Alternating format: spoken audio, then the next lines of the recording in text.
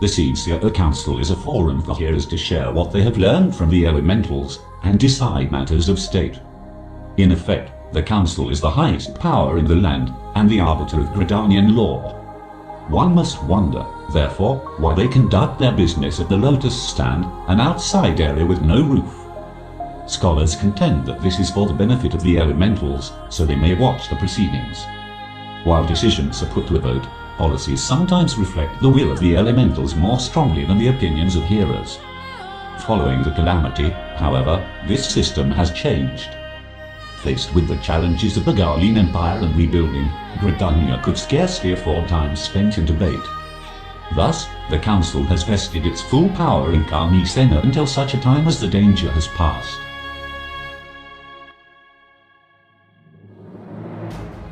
Conjuring.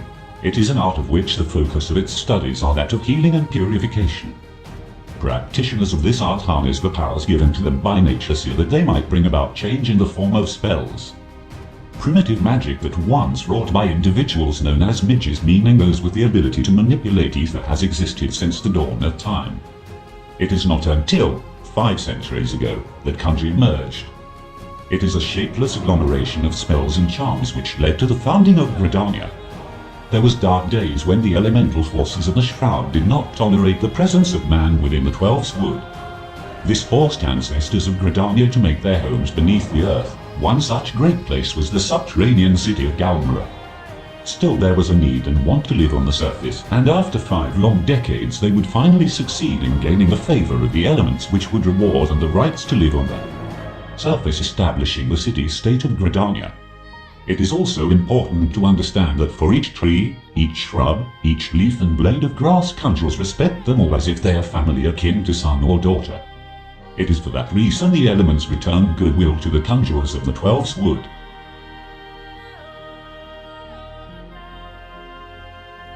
Communion with the elementals. Oftentimes people wonder why I am so balanced in most things that I do. Why it is hard to anger me or perhaps even cause me to be upset.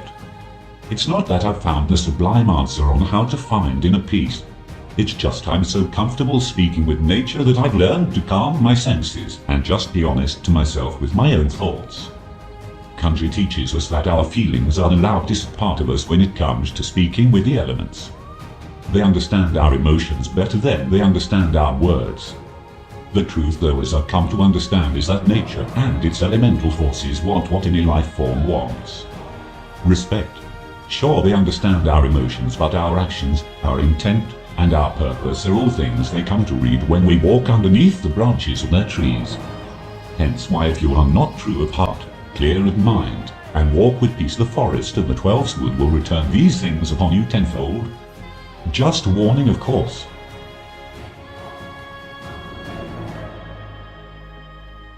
The Imminent Hedge. This is the barrier of which protects the 12's wood from evil. It's a strong force, a powerful ethereal veil that keeps the Shroud safe from the forces outside of it. While it is designed to ward off such things, there are times when such darkness finds its way into the Shroud, and that is when conjurers mobilize to fight against these so-called taints. After the last calamity, Dalman, the hedge has weakened a great deal. Bahamut's fires scorched the lands, and while those flames have changed much of the world, it was the hedge that shielded the Shroud of the devastation saw in Coathas, where the environment was altered because of Dalman's sheer power. Now the Imminent Hedge is a barrier that is far more potent and reaches further than the current hedge. The following had been spoken about the Imminent Hedge, and I'd like to share that. As said by Cyro Falk, the Imminent Hedge is more potent and far-reaching than the current hedge. It soars to the heavens above and pierces deep below the earth. The spells used in its creation are so esoteric that only the most gifted of the conjurers may utter them, and even then only during a prolonged period of meditation. The trance requires that the self be set aside. It is as if they leave their own bodies. Should they be attacked in this state, or otherwise torn from their reverie, their minds will be scattered, never again to return to the waking world. Needless to say, they are utterly defenseless in this state, and so sentries were dispatched to watch over them.